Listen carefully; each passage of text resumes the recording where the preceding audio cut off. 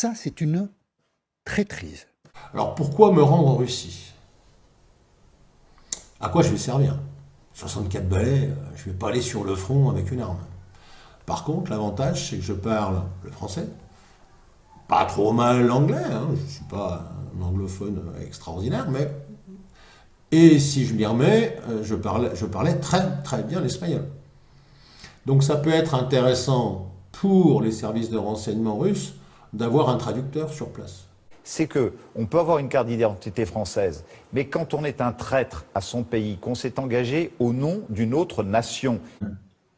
Les gens, c'est pas une question d'apatride. Quand Éric Pérou dit qu'il veut aller dans sa dernière vidéo en Russie pour traduire en français, en anglais et en espagnol tout ce qui va se dire de la part de l'OTAN en matière militaire pour le traduire au service de renseignement russe, non, ce mec a des couilles. Éric Pérou a des couilles.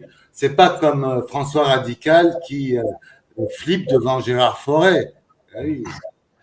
Non, mais c'est ma façon aussi à moi de défendre la France, bizarrement. Parce que quand on voit ce que devient la France, et comment elle est gouvernée, et quand on voit la perversion, quand on voit tous les tarés en politique, je me dis qu'il faut vraiment, il faut faire un grand renversement en France.